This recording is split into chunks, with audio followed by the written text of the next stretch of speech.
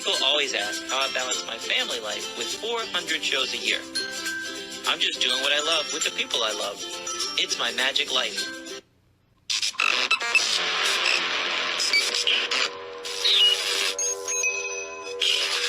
I like Wes Iseli. I like everything about him. All right, guys, we are back, and this week we have, I don't know, an amazing guy in magic. This guy is like a father figure to me. I can ask him anything. I can call him anytime. I bought a collection recently, last year maybe, and I said, hey, Mark, da-da-da-da-da, what do you think? What is that? What is that? Well, you got some good pieces there. That. This guy's a wealth of knowledge. I love this guy so much. Everybody, it's Marc DeSouza's second appearance on the podcast. Welcome back, buddy. How are you? I'm great, Wes. How are you guys doing? I am filled up on caffeine. If I'm too excited for you, sorry, man, but I've been in the car all day. How was the snow there? We had crazy snow here. It wasn't as bad as you guys. We got, I guess we are probably 2 to 3 inches. Not terrible. And then, oddly enough, last night, we were on our way back home from the airport. We dropped our son at the airport, and it started snowing again, but nothing stuck. So we ended up with like 2.5, 3 inches max. We had like 3 inches of ice and then snow on top of it. That's what killed us. Ooh, yeah. That's bad. Yeah. That's bad. Yesterday, we were actually scheduled to take a truck over to Smoke and Mirrors Theater and take stuff out of there over to the House of Magic to put it into storage until stuff is ready. But that got canceled yesterday, so we're doing that tomorrow. Wow. So I got to work Smoke and Mirrors last March, something like that. It was May. I think it was right near Mother's Day. I don't know where I'm at, Mark. So I don't know where I'm at in my house. I know how to get to the interstate, but if I go to the local county fair, it takes me back roads. I do so many shows. I'm going to that county fair every year, but I come different directions. So if it's not for navigation, I don't know where I'm at. I've only lived here 6 years. It's ridiculous. Now put me in Pennsylvania. I don't know if this is a good area. I don't know anything about this. They say it's fine. I'm showing up in an RV, just myself and my wife, at 11:30 at night. And I'm like, I don't know how big the parking lot is. Maybe I'll just park here. I start hearing gunshots. She's telling her daughter good night. And I hear boom, boom, boom, boom, boom. And I turn out the lights and I open the door to the RV and I'm like, honey, do you hear that? Lana, I got to go. And I'm like, we can't stay here. I got to protect my wife. Where do we go? We go to Walmart. Well, I found a Walmart in navigation. They usually let you park. Security kicked me out, saw me show up, and they kicked me out. And I'm like, look, I'm not from around here. My band's lettered. It says my name all over it. I'm a magician. I'm performing at the theater. We heard gunshots. I just want my wife safe. Where can I go? Follow me. He was great. He kicked me out, but he was great. He took me to an industrial tractor-trailer parking lot behind the Walmart, and he said, park here. I circle all night long, and the tractor-trailers will come in here at 6 a.m., but at that point, you'll hear them, and they'll kick you out, but you'll hear them, so you'll get up and go. Perfect. As soon as we let our head down at nighttime, pop, pop, pop, pop, pop, pop. And I'm alert, I'm awake. Mark, I'm freaking out. This is at Walmart now. And Natalie said, we can't chase them all night. They're not after us. Just go to bed. Mark, I was scared to death all night long. I get up the next day. I do the show. Everything was great. We go home. On our way home, we see pop, pop, pop, pop, pop, pop, fireworks. Is it close to a ball field somewhere? Is it close to a stadium? I was scared to death, dude. I didn't sleep a wink that night. We never saw fireworks that first night. We saw them the second night as we're heading home. And you can hear them. That's so funny. I didn't know. Nobody told us. Yeah. Oh, that's so funny. Funny for you. Funny for me, yeah. Smoke and Mirrors, that's not a bad neighborhood. I wouldn't be worried about being there. I'd walk around there at night. Okay, all right. That's what they told me. I asked Danny. He's like, this is a nice place. I don't know what you were hearing. Dude, it was, I heard gunshots. That was crazy. Yeah, I was worried for nothing. But I don't know where I'm at, Mark. Think about being on the road and you're just hired to go to event to event to event. Absolutely. I'm always very cautious about that. Yeah. Anyway, so where is your new place? And is it safe? And tell everybody what the new place is. So it's in Glenside, Pennsylvania, which is about a mile north of the border of the city of Philadelphia.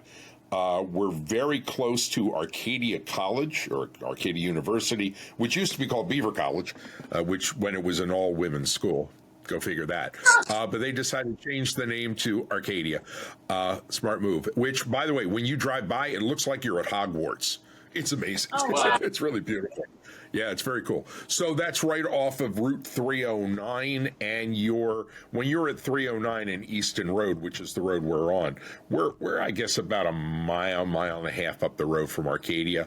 But right there, you're like 5 minutes from the Fort Washington exit of the Pennsylvania Turnpike. So it's really easy to get to. So Glenside is it's a nice neighborhood, nice community in Cheltenham Township, and it's already kind of an arts community because the Keswick Theater is literally half a mile from us. It's a couple of blocks away, and the Keswick Theater started out as a vaudeville house, and then they turned it into a movie house, and then a bunch of guys got together and bought it and turned it into a nonprofit to turn it back into a live theater. And one of those guys was Dick Gustafson. So he was one of the partners of the Keswick Theater when they originally turned it into a nonprofit. And eventually they brought in a fellow named Roy Snyder, who you may not know. Roy at one time was the national president of the Society of American Magicians. Actually, he was the youngest president of the SAM when he came in as president. And Roy was doing big event planning down in Dallas. They brought him back to Philly, and he took over running the theater on a regular basis, which he did, almost till 6 months before he passed away a couple of years ago. And it's been acquired by the second largest concert promoter in America, AEW. And they put on all kinds of shows, music shows, comedy shows, just anything you can think of. And they run shows really frequently. I'd say probably 3-4 times a week at least. And it's a 1,000-seat house, so it's a great theater. That was my next. That's right in our neighborhood. And then there's another place up the street called the Royal, which they're now, I think, kind of getting into a sort of an expansion mode. They want to hire more people. It's about little over 100-seat cabaret theater that specializes in small music shows and comedy. So we're just right, and that's a block and a half from us. We're just in a great pocket. There's all kinds of terrific restaurants. Anywhere from, just a few doors away, up to where the Keswick is, there's probably another 8 or 10 restaurants. We've got, probably 25 restaurants within a mile of the place.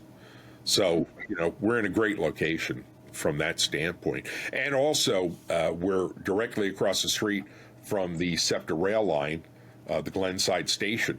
So people don't even have to drive there. They can just hop on a train from downtown Philly.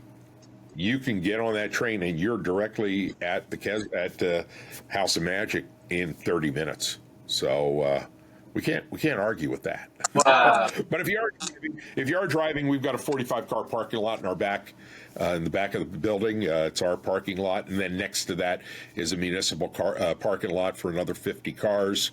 And that's all free after dark. So from that standpoint, we're in a great location. So I got to get there at 2 in the morning, and I can park in the municipal place next door with the RV and everything, right?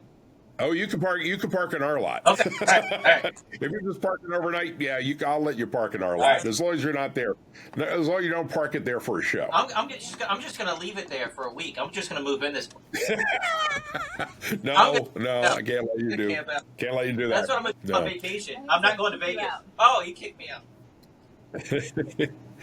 So it's kind of interesting because I found this building online. There was another location that we had, and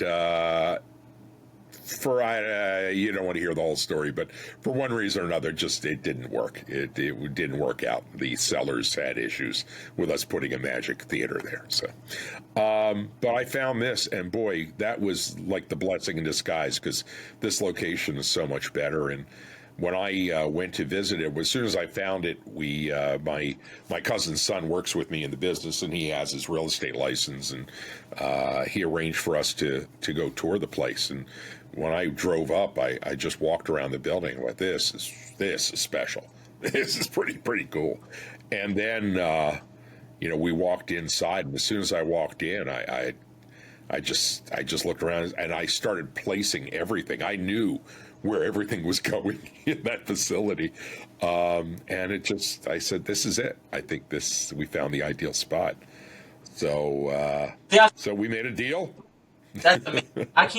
My brother was getting his house built, and it was just sticks. And he's like, that's the bathroom, that's the kitchen. I don't see anything in that. So to be able to walk into this venue to turn a bank into a theater, I don't know how you do it. I don't have a clue. Yeah, it's and facilities like this are difficult. There's a number of banks that they've turned into restaurants. They love when they have vaults because they can, use that space for a private dining room or something like that. This vault, and this vault, if we wanted to leave it intact, we didn't have the space to do that. It's just too narrow, but there's like 2,000 safe deposit boxes in it. So, Jim Steinmeier, and I'll paraphrase here, Steinmeier said the vault of secrets is an empty vault, meaning that, secrets are worthless. Well, this vault of secrets will not be an empty vault. Every one of those safe deposit boxes will have magic tricks in them. And that'll actually be part of the close-up show. When we do the close-up shows, that a number will be freely chosen, and someone will get up, go to the safe deposit box with the host, and take that box out and bring it back, and the magician has to do that trick. So so that's fun. Yeah, that All was right, great. so I don't know. I know about the museum. She knows about the museum and the theater and everything. But tell the listeners from 63 different countries, what is the House of Magic? I don't know if we even because we're talking right. Sorry. Yep. So the building itself, we're naming the depository, because there are 3 spaces that are not part of the House of Magic that we rent to others. 2 of those spaces are already occupied, and I didn't think they wanted to be an occupant of the House of Magic necessarily, because they have nothing to do with it. So the House of Magic is the largest part of the depository. We're located at the corner of Easton Avenue and Glenside Avenue, right in the center of the town of Glenside, which is a wonderful little town with lots of interesting shops and businesses and restaurants and bars and stuff. So the building itself, when you arrive, you'll probably park in the rear, and we're in the process of building a whole new entrance and putting in an elevator, which was not there before. The building is over 100 years old, and it served as a bank. Originally, it was the Glenside National Bank and Trust, and we've taken over the bank portion of it to turn into a theater. Actually, not just a theater, but a theater and a close-up theater and a VIP lounge and the Vault of Secrets. And we have to do the reconstruction on the lobby, beautiful lobby, and the lobby is all marble. There in the bank itself, the teller section was all marble.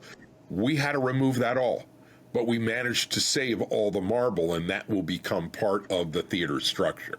So we're happy to be able to reuse that and repurpose that. But when you come in the building, you'll come into this marble lobby, and you'll see a giant magic poster that'll say House of Magic. And if you walk up to the poster and say the magic words, that poster will swing open, and you will be into the greeting room, the check-in room, and check in. And there'll be bathrooms in there, and the souvenir shop, of course, which you have to have. We're currently getting all of our stuff made. And then you'll go through 2 glass doors when time is right, and that will lead you into a 104-seat theater. It is designed in a similar fashion to Smoke and Mirrors, but they have 60 seats. We have 104. There are 5 rows, spread out a little wider. In the case of Smoke and Mirrors, they had a performance space that had a table, and you could do stand-up stuff too. In our theater, it's a dedicated theater that has a proscenium stage, front curtains, beautiful curtains over, stage opens up. It's over 25 foot wide by almost 13 foot deep, plus very large side wing spaces. There's also a separate green room that leads into the stage area. But from the front, you'll be able to see not just the stage, but in front of the stage, there is space to do parlor magic and even close-up magic, just like they did at Smoke and Mirrors. We'll have a table out front that can be moved out of the way if we don't need it. But we will also have video support. The side walls adjacent to the stage, which is the space, the front of that will be 2 large screen TVs. And we're going to have a fully functional video system so that if anybody's doing close work on the table, we have an overhead camera that will be able to project that onto the screen, as well as a front camera that can come in tight on the close-up action. So we can do performances anywhere from close-up magic up to grand illusion. And there's plenty of space for people to bring in the big toys, as we say, and do that stuff in there. The ceilings are 14 foot high, and they're drop ceilings, so we're not able to hang, we're not able to fly, large equipment from that. But above that, there is steel structure, so we are able to hang the lights. And I have a lighting designer who's my best friend's son. He graduated from Emerson College with his degree in theatrical lighting, and he's designed everything out. We've already gotten about half the lights in, not placed yet, but they're in stock. And so we have 6 moving headlights in different locations, plus another 24 lights above and beyond that, and a hazer. So we've got real professional lighting that will be all on a computer-driven board. So with the touch of a button, we'll be able to hit one of 20 different looks that'll be, for most of the performers. If they need something special, we have the ability to do that as well. So that's all fully enclosed in one space, but outside of that space, there is as I said, the elevator that we're building. The elevator will access all 4 floors in the rear. So that means from the parking lot, you can come up a half a flight to the theater level. That is really the entrance for ADA handicapped, and also for the VIPs. And that is a separate VIP entrance that leads into a hallway that takes you to the Vault of Secrets, which is a great photo op for everybody, to the close-up theater. The close-up theater is a separate 25-seat theater with movable seats. We've got 2 rows of regular chair seats and 2 more rows of bar top height seats, and lighting in there for the close-up table. And then beyond that, there is a secret entrance to the VIP lounge. The VIP lounge really is made to hold, 12, 15 people before the show to have a drink. If you bring your own beverage, you're allowed to do that. So that'll be for the VIP space. Other than that, we're not serving food or beverages there. We made a very purposeful decision not to do that. So we will allow people, the VIPs, to bring your own. And then on the lower level, that is, as you say, the museum level. That will encompass a number of different rooms.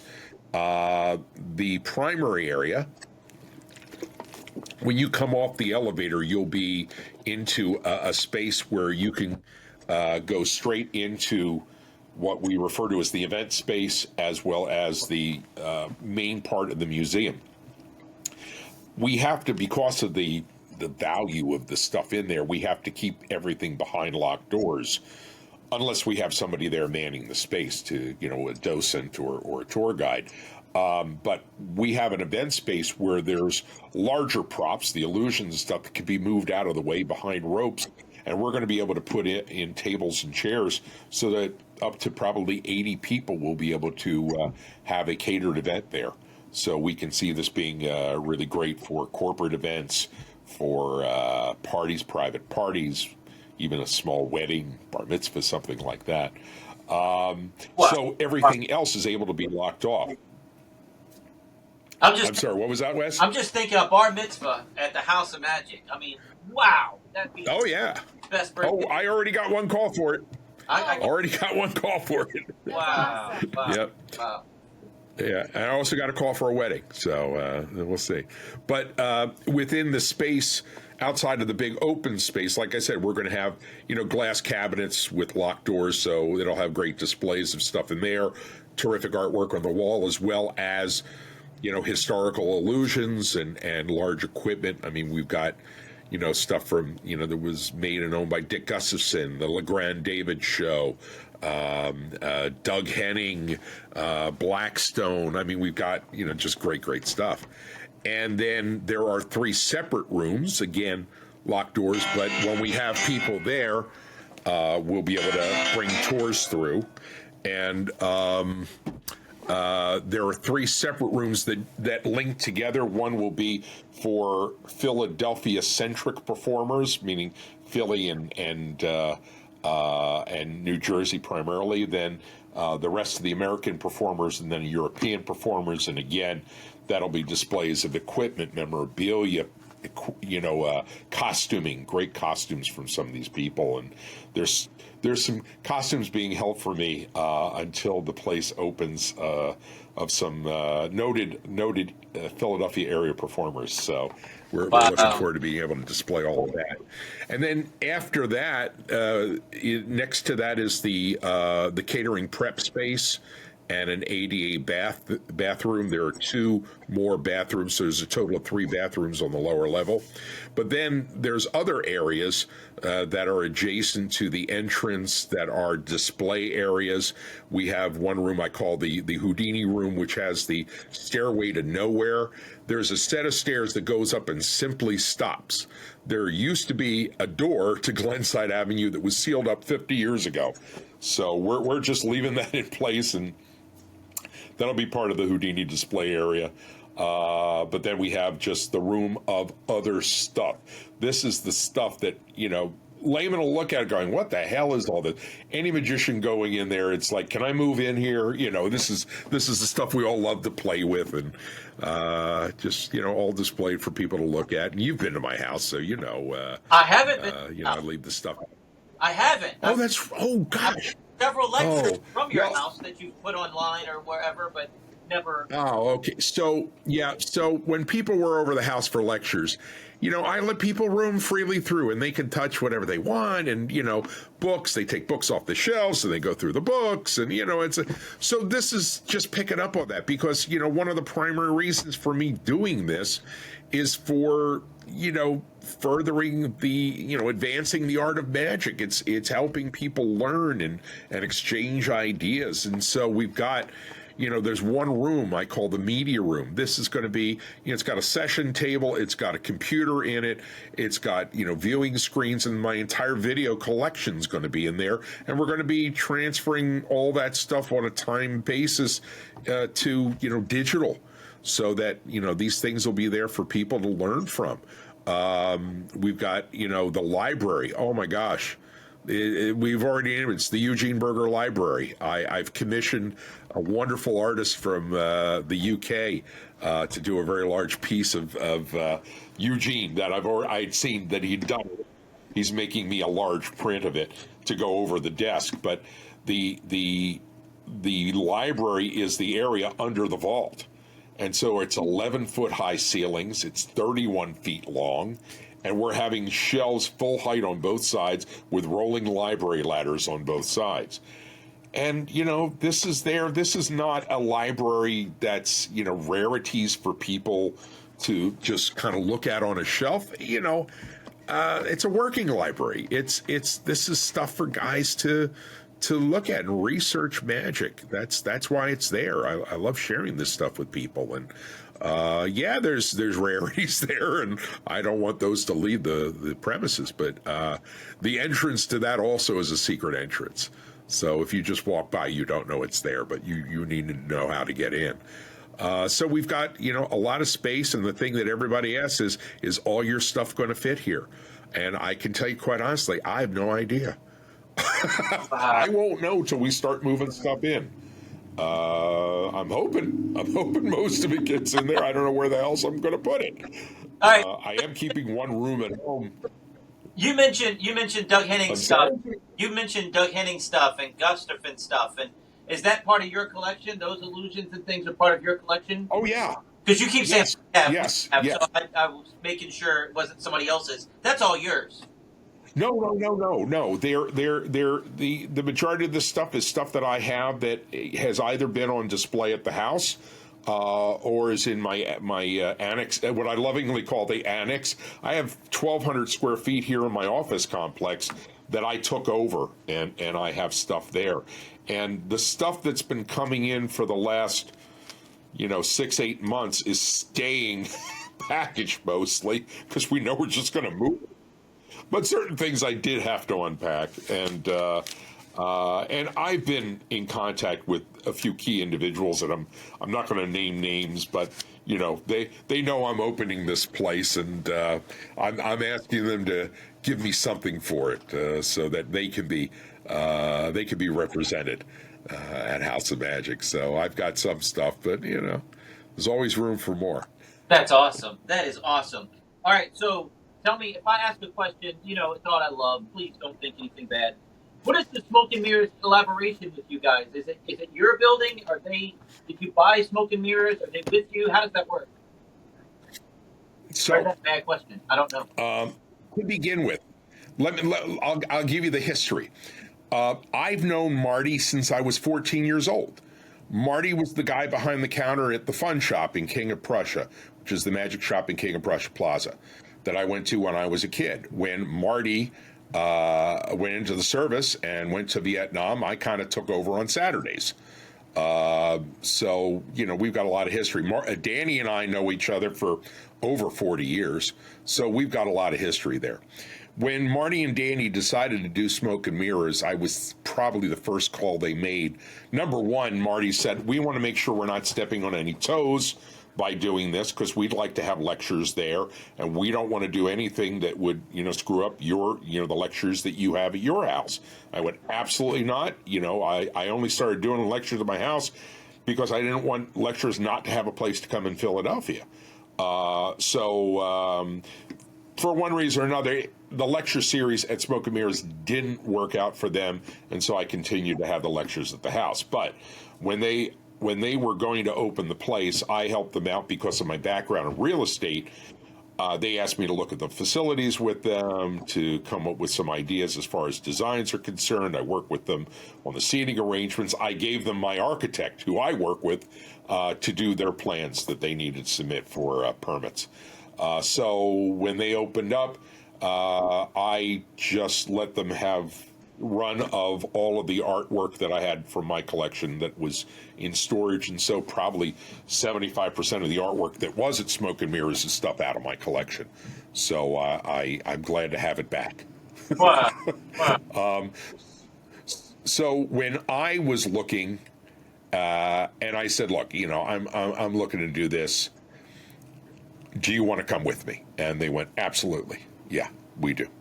So we are separate operations. I'm basically their landlord now. Instead of them paying rent, on a monthly basis, they're basically renting out the space on an as-needed basis. So when they're producing shows, they're paying me rent for that. But we're, cross-promoting everything. They have very graciously offered to, manage the premises when I can't be there for other events and things. So it's a great working relationship that we've had, that we're going to continue to have, and I think it can only be beneficial for everybody. The location is a superior location. The facility itself will be a bit better facility for them. I mean, they had a terrific place, but it was limited. It's difficult to bring in a big act in a space like that. Here, we have the ability to do that. And plus, we're going to be able to do these VIP experiences where people come in, they get a tour of the museum, they get the VIP lounge, they get to see the show, they get a private meet and greet and a close-up show afterwards. So it's a big night. It's a big night that they can do. And I want to make certain that they have the ability to grow their business the way it should have. Unfortunately, they opened at a time, just prior to COVID. And COVID, boy, it killed a lot of businesses, and they were lucky that it didn't kill theirs.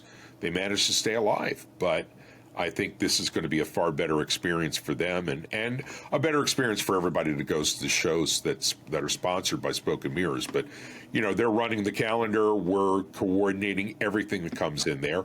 I'm going to be producing stuff in there in addition.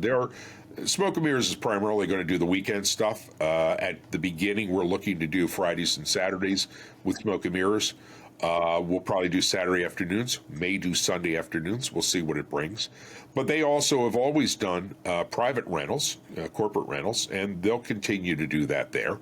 I'll be doing corporate rentals on my own, but I want to be able to produce shows on my own. I'll produce myself in there on a weeknight. I'd like to do some special things. One of the things I really want to do is I'd like to have at least a monthly, if not every other week, kind of a magic open night where guys can go in and work on material in front of an audience.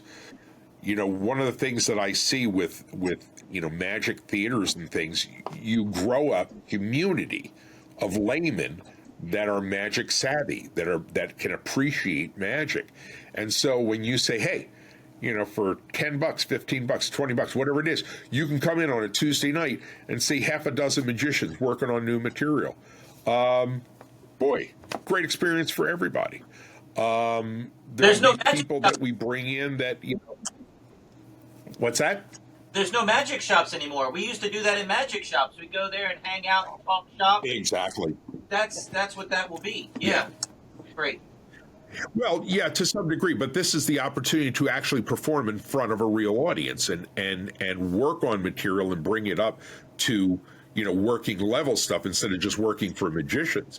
Yeah, we're going to have session nights. We're going to have guys just hanging and doing that. And we're going to have people doing workshops and things. And of course, all the lectures will be moving there too. So, that's going to be, that'll be the new place, the new hangout. The magic shop that I hung out. Sorry, the magic shop that I hung out with and worked for in the '90s. They had a restaurant that turned into like a nightclub on Friday night. So all the magicians went there and just did free time, just to work on new stuff, just to work on your act, just to have the other people say, hey, maybe try this way, or that's not your character. Let's try this, or because all we have starting out is kids' birthday parties. You got to have a place to be bad. You got to have a place to try it out. You don't know at your home if it works. I agree, and that's part of the reason to do all this. And look, by doing that, you create your own roster of talent. It's what they used to do at the Magic Townhouse in New York. It's what they used to do at Mostly Magic, Imam's Place in New York. Where you brought in people who, I won't say they're beginners, but they're just getting their feet in magic, and you put them in front of an audience with people who can give them great feedback and say, try this, try that, and eventually you create new talent that become great workers. People like Eric DeCamps. Here's a perfect example. Eric came out of that environment. That's where he learned. There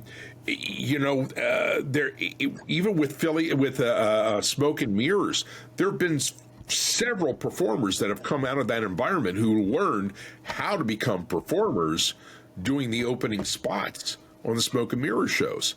We're going to continue to do all that and give people the resources to be able to improve what they do. But, beyond that, because of my involvement with the SAM, with the contests and doing, prep for competitors for worldwide competition, we're going to be able to bring those people in and give them a venue to work in front of a live audience and give them great feedback and work with them like during the day on the act, and at night they trot it out in front of real people. That's all part of the plan of why I want to do this. Plus, I want to educate the public. I want to give the public great information and give them an appreciation for the art of magic by talking about the history of magic and showing them, what the history of magic is like, by with the tours and the look at the props and talking about the history of magic, but also showing them what some of this historical magic is. So, we'll have nights where there will be performances of, historical magic that you wouldn't get to see usually in a show, but now you'd be able to see it live and with the original props. Wow. So what about a magic convention? Are we going to have a House of Magic convention? We've already talked about that. Smoke and Mirrors produced Mindvention. They've been producing that for a number of years, and for the first time did it in Philadelphia this year. Excuse me, that may actually be a little big already for House of Magic. It's 104 seats. If we don't have people working in front of the curtain, I could probably squeeze another 20 seats in. So if we're doing a convention, it has to be limited attendance. But if we do very purposely smaller conventions with focus, like a mentalism convention, like a close-up convention, things like that, a history of magic conference, stuff like that, we'll be able to do that there. And yeah, that's definitely in the works. Wow. Well, you just increase the ticket price, and that'll wean out the looky-loos anyway. That way you get 104 people. Well, we want to, again, I don't want this to be exclusionary from a financial basis. The optimally, I want this to promote magic, not only to magicians, but to laymen as well. And so we want to have ticket prices that are reasonable. Look, there's a new venue that opened in Brooklyn, 69 Atlantic, which is part of Art of Play, which is the Buck Twins. They just opened a storefront in Brooklyn that is puzzles and curiosities, but they have a small theater there.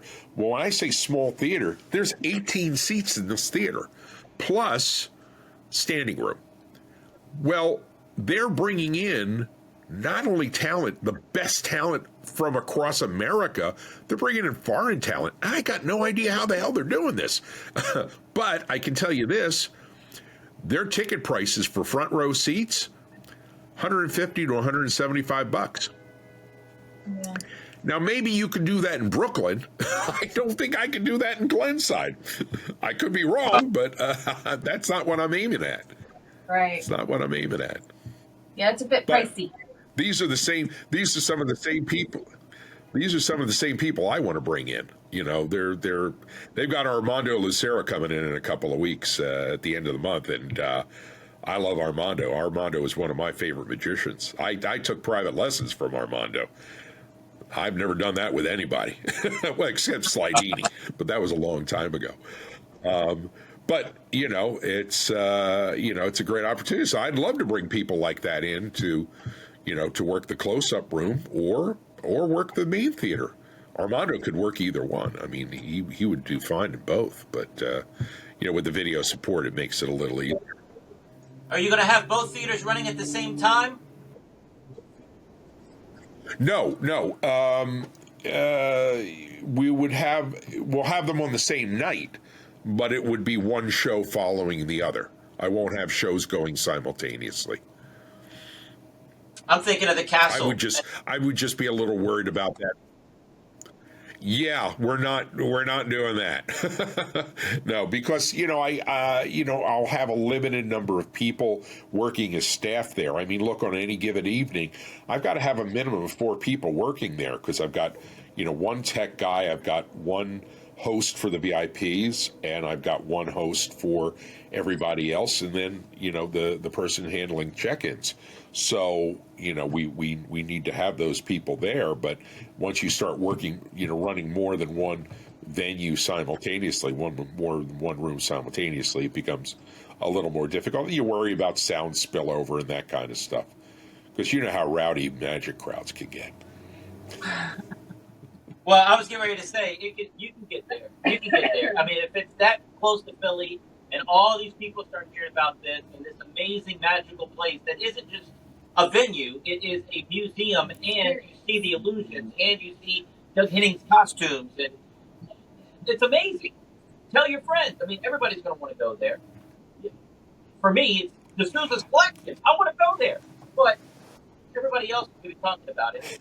You got to figure out the sound thing, because you're going to have 2 shows going on at once. You're going to become a Magic Castle.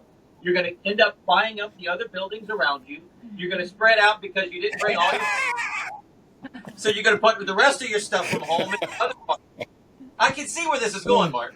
Well, look, I've got, like I said, I've got 3 more office spaces. That doesn't mean I have to rent them out to somebody else, but there are still bills to be paid. So if the as people already have termed it, the Magic Castle East, if that can be self-sufficient by itself without other rents, I would consider expanding some of it, but that's not the plan at this point. And I tell everybody I got to crawl before I can run. We want to get the theater up and running and the museum up and running before we start doing anything else. There are possibilities of doing, a bunch of other things. We do have, the possibility of doing, not food service, but bar service in there if we wanted to. But I've never wanted to own a bar or a restaurant. So, I don't want to do that. It just seems like a ton of money. That's the only thing I look at it for. It's a ton of headaches too. But if you got people bringing stuff in, those headaches will still be there, I guess. No, but it's different. They don't observe themselves. You don't have a license, and you don't have to Right. all the other stuff. Very expensive up there. Yeah. Yeah, I have to be cognizant of the bottom line, obviously, but look, this is not a venture I've started to make money. I just hope I don't lose too much money. That's the goal. That's the goal. We're looking at, look, I'm not going to talk hard numbers, but I can tell you it is a multi-million dollar investment. And I'm not looking to, recoup that from the operations. I just would like to be able to run this on an annual basis without having to put a lot of money into it to run it and have a great toy. Yeah. Wow. So, plus, but before you go, I got to tell you, the magic community has already been so generous in reaching out and volunteering to help out in any way they can, and that's an integral part to this all. Is the people who have said, hey, just tell me what I can do. You want me to run tours? You want me to run take tickets? You want me to what do I got to do? And that's going to be the key to a lot of stuff. There's a young guy who's from the area originally. He's away at school now, but I already told him, you've got a summer job. I'm giving you your internship. You don't have to worry. You don't have to work at the hobby store this summer. You're working at the House of Magic because you're going to be cataloging, all the books, and you're going to be, placing displays out and cataloging that stuff. So it's, the magicians themselves are an integral part of this all. Wow. Well, here, I'm just throwing out a marketing idea. What about local malls aren't a thing anymore? But a House of Magic display in the mall, would they want to do something like that for a museum? To put some of your collection in the museum, as far as advertising. I don't know if that costs money or if that's. Well, I don't know about a mall because. Yeah, I'm not sure about a mall, but in a museum of some sort, a different museum, certainly that is possible to think about. But the big thing is the protection of it all. Protecting the assets, and that you do that in a mall, that becomes very difficult. I'd be kind of worried about that. Well, I remember Copperfield had some stuff on tour that was going around to malls 10, 15 years ago. And I don't know if anything negative happened there. I don't think it was at malls. I think they were displays that happened in other museums. Okay. There you go. Okay. Yeah. But So, I'm saying that's what. Yeah, just in a glass case, man. Just put it there and put some flyers there and rotate it around. Get some, I don't know, advertising. I don't know. Oh, I get it, but glass cases can be broken. Yeah, I get In a that. museum, you have control. In a mall, not so much control. Yeah, yeah. So what's the open date for House of Magic? That's a good question. Uh, so the target date from the beginning was completion of the construction of the theater level by the end of February. It'll be tight. I think we're going to make it, but I'll know better within the next 2 to 3 weeks whether that's going to happen or not. At the very least, we hope that we'll be able to open the theater portion, the theater level, in March, so that we can at least start doing soft open shows just to get all the tech up on its feet and get everybody accustomed to people moving in and out and how we get people in and out and how we run the shows. We're going to do we're looking to do hard open in April of the theater.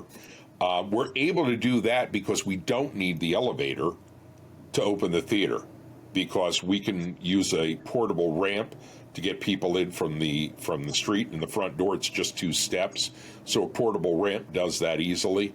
And as long as we have our ADA bathrooms, our handicap bathrooms constructed, all of the doorways are all compliant with the regulations. So, and we've got handicap seating as well. So we have the ability to have 4 wheelchair seats in the front row with a companion seat.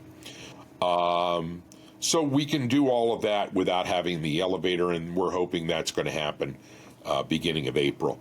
The museum level, because the construction of the elevator won't be completed until probably end of March, we're not going to be able to open that up until sometime late April, because I'm not moving all that stuff downstairs. I'm going to wait till the elevator's done so I can move it down by elevator. There's no point in carrying particularly all of those books. So we have a little bit of leeway there. So we feel that by the end of April we're going to be able to have pretty much everything ready, or darn close to it. So you have soft open and your full open that you're thinking. Is there anybody booked that you say, hey, rain or shine, we're going to have this guy on this day? Do you have anybody penciled in yet? Yeah. So the first lecture we have booked is J. Scott Berry. And Jay is coming in. He's doing a number of dates in the States, and he's going to Fector's, which unfortunately I can't be at this year because my niece is getting married. Good reason not to be there. But Jay will be in. He'll just be lecturing. He won't be performing there. He'll just be lecturing. He'll be performing at Smoke and Mirrors in September when he's back again. We do have, if you go on the Smoke and Mirrors site, you'll see they already have. Well, hang on a minute. Wait a minute. I'll tell you who's booked. I got a spreadsheet here. All right, so there's a Smoke and Mirrors. Let's see. So far, House of Magic. It's the Smoke and Mirrors website, House of Magic website. Which one am I going to? So right now it's on the it should be on the Smoke and Mirrors website, which will be integrated within the next 2 weeks into the House of Magic website as far as the calendar is concerned. I just talked to my website guy on Friday. But coming up beginning of April, Peter Samuelson, Javi Benitez, Harrison Greenbaum at the end of the month, Brian Curry doing his great show, Jim Vines, Carl Mercurio, and Kristen doing their full show that they did off-Broadway recently, David Corsaro, Eric Jones, Mark Zaccaria, Joan Decor, J. Scott Berry. So how's that for a list of names that takes us up to September? And you lots got some more names? to come. Wow, that's great, man. You got some That's names. great. You got some names. Yeah. So once this thing is up and running, you're going to want to be in there playing. But I feel like you need a vacation once you get it up and running. You're going to need a nap. I feel like you're working around the clock. Fortunately or unfortunately, I've got a really busy schedule coming up between now and August. We're going to Italy to visit my son there, who's doing his spring semester in Florence. We're going back to Italy, of course, in July for FISM, so I'll be away for that. Before that, I'll be at SAM in Nashville because now, number one, right now I'm second national vice president of the Society of American Magicians. I'll be first national vice president come July, but I'm also the contest chairman now for the SAM conventions. So I'm busy with all of that. And I'm also booked for Abbott's this year.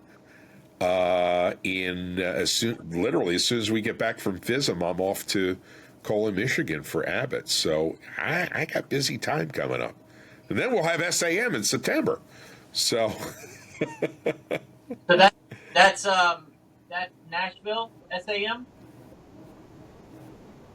Yeah, Nashville's SAM. It's July 3rd to 5th. It's they're doing it a little differently this year. They're calling it a conference, not a convention. It's a shorter conference, and we're doing a different kind of contest there. We're doing a winner takes all. So it is everybody in the same competition. Close up, parlor, stage, kids magic, comedy magic, illusion, everybody competing against each other because nobody competes against each other anyway. You're competing against a point system. So we're not, the judges are not judging any magician against another magician. They're just judging them on a point system. So, you could have a close-up act that scores super high points and beats out a stage act, a manipulator, whatever. So we're going to try this as a special thing this year. So it'll be, the winner, one winner gets $1,000, and there's also the Brad Jacobs People's Choice Award. So the audience gets to vote for their favorite act, and that's another $1,000. So, wow. You can walk away with $2,000. Get your act ready, Wes. No, summer. It's summer. That's our busy It's season. July 4th weekend. We don't get I off for know. holidays. We work extra on holidays. A magician, man. We work extra. Yeah. 4th of July, Memorial Day, Labor Day, President's Day. All those weekends are big travel days, and all the resorts. That's when they want us. Yeah. But I want to do it all. That's right. So they don't get the best acts. Wow. All right. So your website, just go to smokeandmirrors.com right now. Is that their website? Is it .com? Well, that's where you. I think they've got the calendar up there. Our website is houseofmagicpa.com. There's not a lot there right now, but I'm working right now on the first blog, and we're going to put photos. We're going to put photos up every couple of weeks showing the progress of construction. So we're going to load up the first photos. It'll be, pre-construction anything. Then we're going to load up a couple of weeks of construction photos and talking about what's being done at any given time. So people get excited about it, and they'll know when they're ready to buy their tickets. Good. I'm excited. I went to that little notebook of yours at MAES, and man, it was amazing. This venue looks amazing, and it wasn't even put together. So I'm just imagining this library that you have. I'm imagining these glass tables downstairs with all your equipment down there. I can't wait to visit. I'm so excited. I am too. And so is my son, because he'll get his man cave. Wow. That's an awesome man cave. Yeah, Are you right? keeping the theater for him for his man cave? We're gonna keep the theater. There's no point in dismantling that, because it's great because we've got a projector there and a big screen, so they can go in there and watch sporting events or movies or whatever. But I already took out. I have a collection of guitars. I've got like 45 guitars and a lot of autographed guitars. he bugged me so much. I already moved all of the guitars out of that space and the amps and everything into the theater space. We cleared all of the props off the stage, and they're now sitting on the theater seats because nobody's going in there. And so now he put in his thing, and he's got an 85-inch big screen TV that he goes down there and watches his sports stuff and WWE and plays his video games. So he's happy for now. But he's like, Dad, when are you moving that? When are you moving that? When are you moving that? He wants to get his golf set up down there, and he's got the coolest man. It'll be awesome. But wow. It will be. It will be. But I have one room off to the side that I'm keeping because I'm keeping all my working equipment. I'm keeping there. I'm not taking that to the theater. I'm just, if I got shows and stuff, I don't want to have to go to the theater, pick my stuff up and I'm just, leaving that at home. And I got stuff that I practice, stuff I'm always working on. So, I get one room. I get one room. Mark, you are awesome. Thank you so much for your time today. Give the website for Smoke and Mirrors Magic, Smoke and Mirrors and House of Magic website, real quick, one more time. So Smoke and Mirrors is smokeandmirrorstheater.com, and House of Magic is houseofmagicpa.com. Got it. Dude, everybody, go to this place. Go support Mark. He is a legend in magic. He's won all these awards. I didn't even talk to you about, you've been on Penn and Teller twice since I've talked to you last. How was your experience with Penn and Teller? Yeah, but I didn't fool him. You did. No, but you got to be on there twice, and just being there is a reward in its own right. I mean, they only let the best guys on there, and they love you. I know they do. I will tell you, I had just a wonderful time both times I was there. It was just great. Just great. That's awesome, dude. Hey, thank you so much for doing this. Seriously, I appreciate it. I love talking to you. Next time we'll talk more about the opening of the place, but then we'll get into you again because I love picking your brain and talking to all these amazing magicians that you know. I listened to our first podcast back in season 2 today, driving my daughter back and forth, and I was just smiling the whole time, just taking it all in. So you're a wealth of knowledge, and I'm just going to suck everything I can out of it. Thank you so much, Mark. You're awesome, dude. Thank you both, and it was a pleasure being with you, and I will look forward to seeing you at MES, as we always do. We'll be there. Hopefully I'll come to Pennsylvania and come to the House of Magic before that MES, though. Let's try that. Oh, that'd be great, man. I'd love to have you up. When we're going to have a whole bunch of grand opening events, so I will definitely put an invite out to you to come up for one of those. I got to talk to my boss. We'll work it out. Only thing we have left to say is see you next week. Bring the wife and the kids. Bring the wife and the kids. We'll bring them all. Check us out online at wesisley.com and patreon.com/Wes_Iseli. For behind-the-scenes videos, blooper videos, never-before-seen footage, discounts on merchandise, magic trick tutorials, and more. That's Wes Iseli, spelled WESISELI.